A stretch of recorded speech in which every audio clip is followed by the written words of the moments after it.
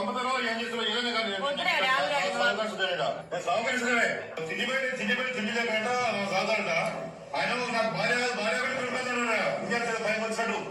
నా లైఫ్ లో నేను హ్యాపీగా ఉండేదాన్ని సంవత్సరం నుంచి ఇంటికి వచ్చి ఏమని తీసుకొచ్చి నా పిల్లల్ని పబ్లిసిటీ చేసి గొంతుకొచ్చి అక్కడ కూర్చోబెట్టి ఇప్పుడు డబ్బుల కోసం లేకపోతే ఇంకా తిండి పెడతా ఊకనే అందరు ఇంట్లో ఫంక్షన్ పెట్టినట్టు ఎంతమంది ఇంట్లో అందరు ఉంటారు నువ్వు ఉంటావంటే మరి అందరూ ఉండేటట్టే చేసింది పెళ్లి ఏంటి మరి తిండికి లేక పంపిస్తుంది నా తిండికి లేక ఇంటికి వచ్చిందా నా బిడ్డ ఏమన్నా నేను ప్రతిసారి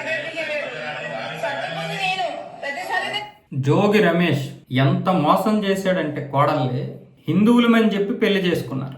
5 కోట్ల రూపాయలతో అంగరంగ వైభవంగా పెళ్లి చేయించారు. 5 కోట్ల రూపాయలు పెట్టి ఒక తండ్రి తన కూతురికి పెళ్లి చేసి మెట్టింటికి పంపిస్తే వాళ్ళేమొచ్చేసి అక్కడ హిందువులు కాదు క్రిస్టియన్స్ అని తెలిస్తే ఆ యొక్క అమ్మాయి బాధ ఎలా ఉంటది? దీపం పెడితే అగరవత్తులు వెలిగిస్తే ఇది శవం కొంపు వస్తుంది, ఇక్కడేంటి శవాల పంచాయతీ అన్న విధంగా మాట్లాడారు. మళ్ళీ మరొక 5 కోట్ల రూపాయలు అదనంగా కట్నం తీసుకురావాలని వేధించారు, నరకం చూపించారు. ఆడపడుచులకి అత్తకి హారాలంట, వజ్రాల హారాలు తీసుకురావాలి, మళ్ళీ ఒక ఫార్చునర్ కారు తీసుకురావాలి, ఇంకా గొంతమ్మ కోరిక. పైగా జోగి రమేష్ కొడుకు ఈ అమ్మాయికి సూర్యాపేటకి చెందినటువంటి అమ్మాయికి ఇచ్చినటువంటి వాడు ఎందుకు పనికిరాడంట సంసారానికి. దారుణం, అమ్మాయి జీవితం నరకం అయిపోయింది. ఇప్పుడు ఆ పంచాయతీకి చెందినటువంటి వీడియోలన్నీ ఇప్పుడు వైరల్ అవుతున్నాయి. అమ్మాయి నరకం చూస్తుంది. పైగా ఈ జోగి రమేష్ నేను హిందువునే అన్నట్లుగా పెద్ద పోజిచ్చి మతం మారిన తర్వాత అమ్మవారి దగ్గరికి వచ్చి ఒట్టేశాడు. ఆ రోజు రాజకీయాల్లో మద్యం కుంభకోణంలో ఎటువంటి ఇది జరగలేదని చెప్పి అమ్మవారి దగ్గర ఒట్టేశాడు. మరి ఇలాంటి వ్యక్తి హిందువులు మోసం చేసినాడు, ఒక కోడళ్ళు మోసం చేయడానికి ఎంతసేపు? అతను సంసారానికి పనికిరాడంట ఆ భర్త. నిజంగా ఎంత గట్టి హృదయం అమ్మాయిది, కానీ నిజంగా చాలా వరకు సున్నితస్తులు అయితే తట్టుకోలేరు. ఎందుకంటే 1 వరకట్న వేధింపులు, 2 మతం మారారు, 3 అమ్మాయి యొక్క ఇది లేకుండా చేశారు, అమ్మాయి ఆత్మగౌరవాన్ని దెబ్బతీశారు.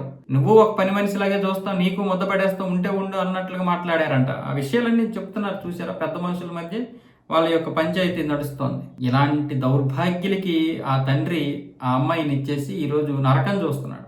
అమ్మాయిలు, మన ఆడపిల్లలైనా సరే వేరే వాళ్ళకి ఇచ్చినప్పుడు వాళ్ళ ఇంటి నుంచి ఫోన్ వచ్చి సరదాగా మాట్లాడితే ఒకలాగా ఉంటుంది, కానీ ఆడపిల్లల నుంచి ఫోన్ వచ్చిందంటే ప్రతి తల్లిదండ్రులకి భయమే. వాడు ఎలాంటి వాడో ఏంటో, ఏ విధంగా టార్చర్ పెడుతున్నాడో, అత్తమామలు ఏ విధంగా టార్చర్ పెడుతున్నారని. ఒకవేళ నిజంగా అత్తమామల ఇంటి దగ్గర కూతురు సంతోషంగా ఉండాలంటే అంతకంటే స్వర్గం ఇంకోటి ఉండదు. సపరేట్గా ఆడపిల్ల తల్లిదండ్రులకి ఇంకొక స్వర్గం అంటూ ఉండదు. ఆడపిల్ల సంతోషంగా ఉంటే చాలు. మరి జోగి రమేష్ ఒక వైసీపీలో మంత్రిగా చేశాడు ప్రభుత్వంలో. మరి ఇలాంటి ప్రభుత్వంలో మంత్రులు చేసినటువంటి వారు ఇంత దారుణంగా బిహేవ్ చేస్తారా? ఇలాంటి వాళ్ళనే మనం ప్రజాప్రతినిధులుగా ఎన్నుకుంటున్నాము.